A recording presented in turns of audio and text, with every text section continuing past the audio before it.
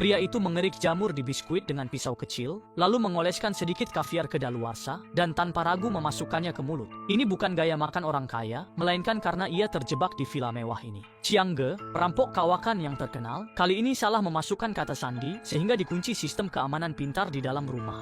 Apesnya, ia juga lupa membawa ponsel. Ia sempat berniat memecahkan kaca untuk kabur, namun kaca itu anti peluru. Sialnya lagi, sistem bermasalah. Di tengah musim panas, AC justru meniupkan angin panas. Chiang Ge ke kamar mandi hendak minum, tetapi mendapati aliran air otomatis tertutup, dan di kulkas hanya tersisa beberapa kaleng sisa makanan. Ia pun terpaksa menyantapnya seadanya. Keesokan paginya, ia mendengar deru helikopter, namun sayang tak ada yang menyadarinya. Tak punya pilihan, ia mengangkat telepon untuk menelepon polisi, tetapi ternyata sama sekali tak ada sinyal. Saat hampir putus asa, ia melihat jendela atap di atas kepala. Barangkali itu satu-satunya harapan. Ia lalu menyeret semua perabot yang bisa menambah tinggi, merobek kain dari bangku, dan mengikat semua perabot itu dengan kuat. Ia bekerja hingga senja dan akhirnya membuat rangka sederhana. Tetapi ketika memanjat ke puncak, barulah ia tahu kacanya juga anti peluru. Seorang pria mengangkat vas bernilai jutaan, lalu menghantamkannya keras ke lantai. Ia memilih dua pecahan yang pas, membalut tepi tajamnya dengan kain, dan jadilah kacamata hitam sederhana. Setelah itu ia memanjat rangka penyangga, lalu dengan palu dan batang besi membobol plafon di atas. Kak Chiang melakukan ini karena saat menyusup ke villa untuk mencuri lukisan terkenal, ia tak sengaja memicu sistem keamanan hingga terkunci di dalam, dan jendela atap itulah satu-satunya jalan keluar. Namun ia tak menyangka, di dalam semen masih tertanam baut ekspansi yang mustahil diputar dengan tangan kosong. Ia tak mau mati terkurung, maka ia mencongkel seluruh bingkai dengan pisau kecil, dan baru sadar ada 12 sekrup. Ia mengobrak-abrik seisi rumah, tetapi tak menemukan satupun kunci pas. Kak Chiang terduduk putus asa di sofa, namun naluri bertahan hidup membuatnya bangkit lagi.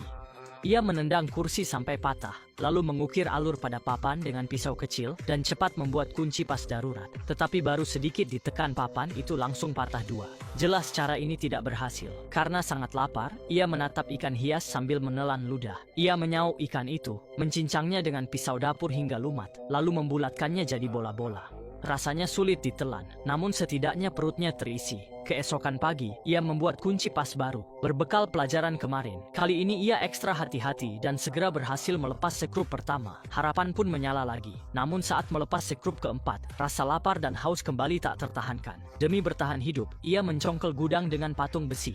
Di dalamnya ada pakan anjing dan beberapa kaleng, cukup untuk beberapa hari. Tiba-tiba terdengar suara semprotan air dari luar. Rupanya sistem penyiram otomatis menyala. Ia merunduk di lantai dan meneguk air dengan lahap. Kini masalah makanan dan air teratasi. Kak Chiang lalu membongkar sekrup lebih giat. Tetapi tepat ketika sekrup ke-9 terlepas, insiden tak terduga mendadak terjadi.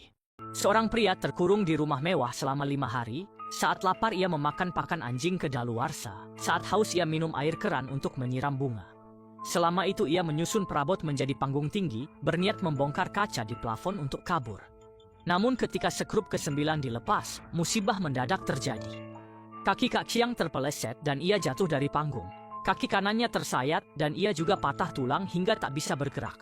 Ia membidai kaki yang patah dengan papan, sadar bahwa keluar kini jauh lebih sulit. Untungnya masih ada jalan.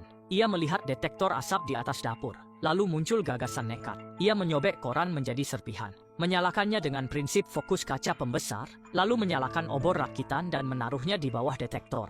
Alarm pun berbunyi dan air deras seketika mengguyur. Melihat itu, saya hanya ingin berkata, mengapa tidak dari tadi? Kak Chiang mengira cara ini akan memicu mode evakuasi sistem, tetapi pintu baja tetap tidak bergerak. Setelah air berhenti, rumah sudah tergenang. Kak Chiang menatapnya dan termenung. 2 bulan berlalu, di luar sudah turun salju lebat. Sebelum makanan habis, ia melepas semua sekrup dan berhasil menurunkan kaca anti ledak yang menutup jalan keluar. Sebelum pergi, ia menulis beberapa baris di dinding, meminta maaf karena merusak rumah, dan bersumpah tak akan mencuri lagi. Lalu ia susah payah merangkak naik ke panggung dan keluar dari tempat yang mengurungnya lebih dari 2 bulan. Kisah ini mengajarkan kita, saat bepergian, jangan lupa membawa ponsel. Baik, cerita hari ini sampai di sini. Besok kita bertemu lagi.